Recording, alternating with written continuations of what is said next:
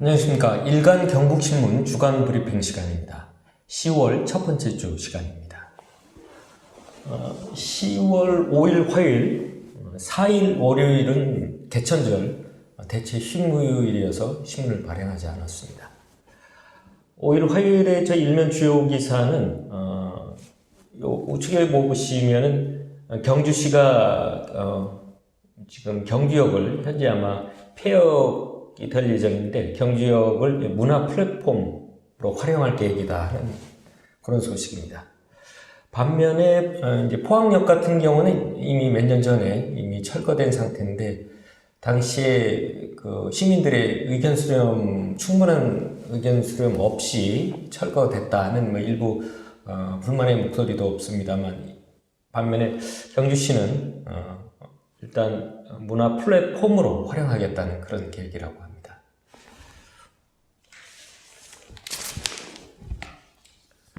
(10월 6일) 수요일에는 경주시 외동하수처리장 처리공법 선정에 의혹이 제기되고 있다는 내용인데요.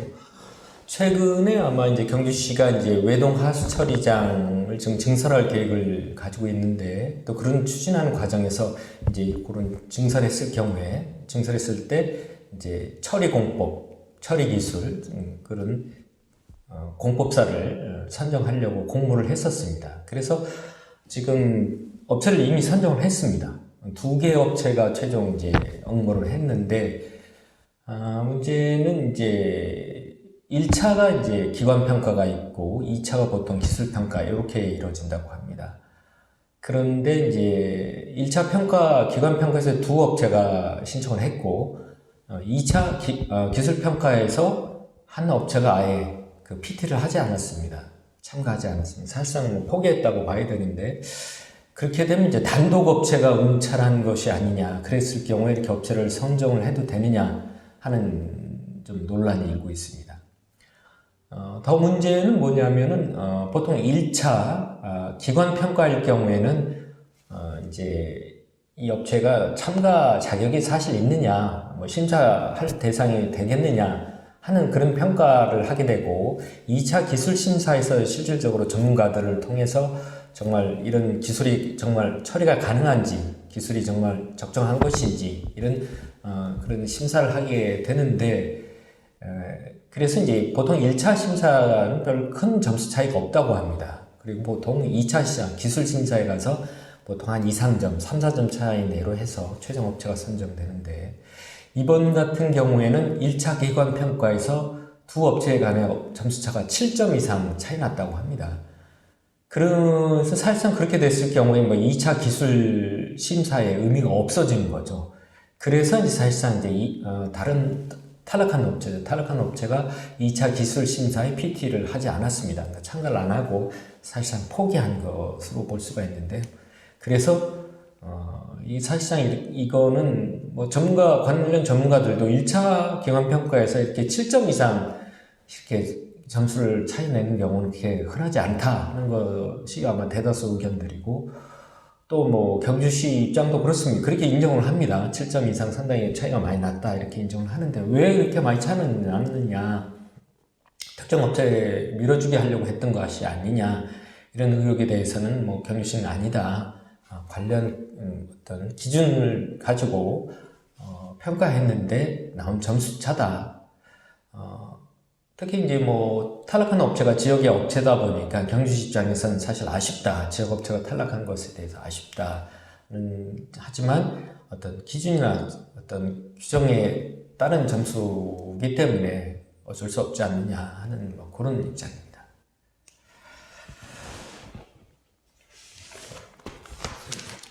그리고 10월 7일 목요일에는 포항융합기술산업지구 과도 지원 논란이 일고 있다는 그런 얘기입니다.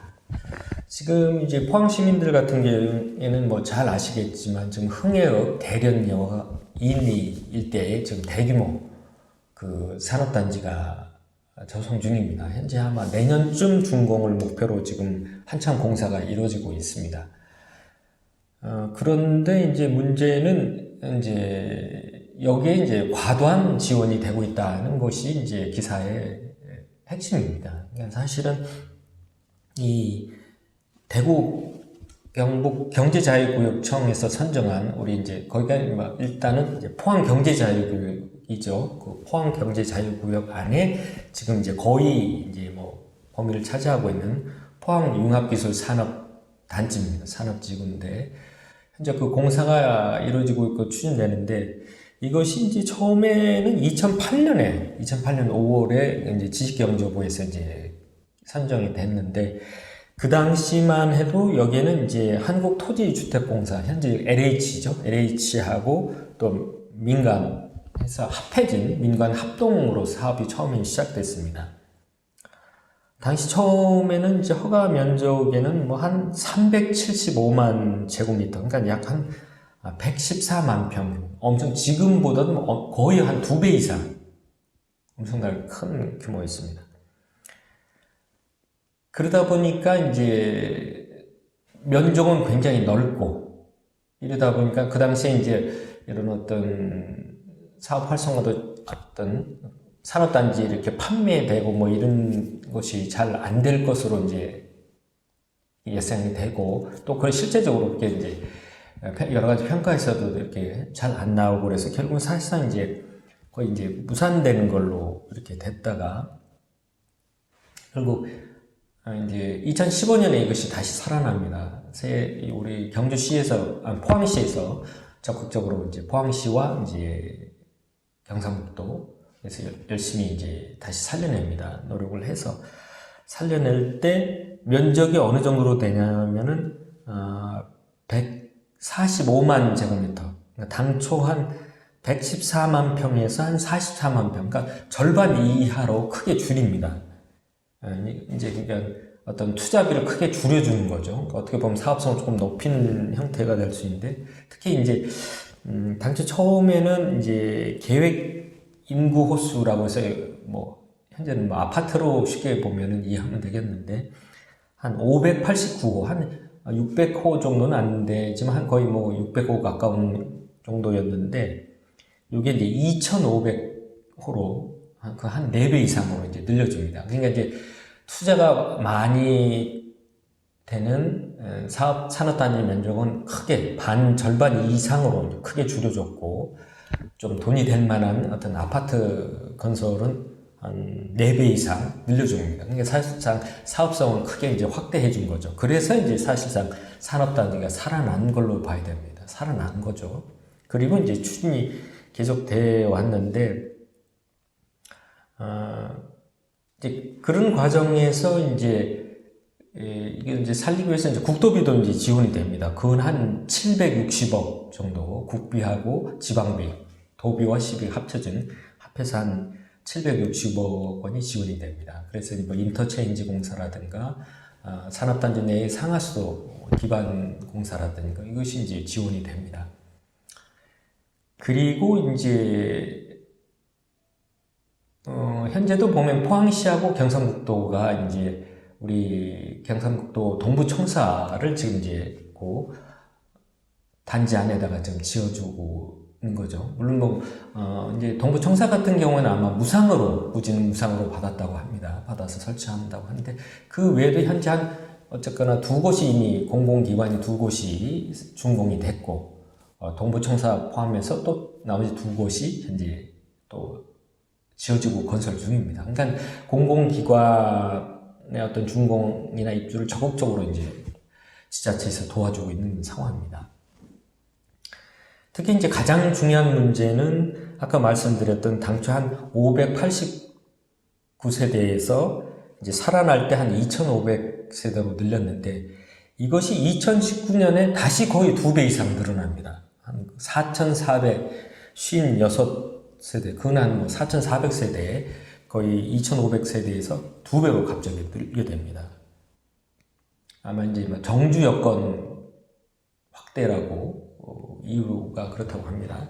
정주 여건을 확대하기 위해서 이제 그렇게 늘어난다 는 얘기지만 지금 포항 지역의 이제 아파트 건설 사업 규모를 보면은 보통 한 1000여 세대, 뭐 1000여 세대 안 되는 것도 많지 않습니까? 근데 이제 보통 한 1000여 세대, 많으면 한 2000세대까지도 뭐 이렇게 되는데 여기 같은 경우는 4400세대가 되는 겁니다. 그러니까 이게 엄청난 규모죠. 말은 산업단지인데 아파트가 4,400세대가 들어가는, 포항이 4,400세대, 단일 4,400세대 되는 곳이 그렇게 많지 않지 않습니까? 흥해 인근에 흥해 초곡단지가 뭐 한 4,000세대 넘을 것 같고, 또 뭐 북구, 예를 들어서 뭐 북구 쪽에 장량동이나 그쪽 일대에 이제 여러 아파트 세대가 합쳐져 있는 했을 때 한 4,000세대 넘었다고 볼 수는 있는데, 어떤 산업 단지 안에 뭐 아파트 세대들이 이렇게 들어가는 것도 포항 지역에는 없지만, 거의 없지만, 산업 단지 안에 뭐 4,400세대의 아파트가 들어간다는 건 이건 사실 포항 지역에는 뭐 첫 사례고, 아마 제가 아는 곳 사례도 뭐 그렇게 기억나는 곳이 없는 상황인데, 이러다 보니까 사실상 이제 이게 산업단지 개발이 아니라 사실상 대규모 주택단지 건설 사업이 아니냐, 과도한 지원뿐만이 아니라 뭔가 이거 아파트 특혜까지 준 것이 아니냐, 이런 뭐 논란이 제기되고 있는 것 같습니다. 그리고 마지막으로 10월 8일 금요일에는 이제 국비 110억 확보, 포항시 전통시장 활성화 날개단다. 이번에 전통시장을 위해서 또 지역 골목시장, 골목 상권이죠. 중소유통을 위해서 여러 가지 시범사업에 선정이 되면서 총 115억 원을 확보했다고 합니다. 그래서 포항 지역의 전통시장과 중소유통 쪽에 큰 지원이 될 것으로 기대가 됩니다.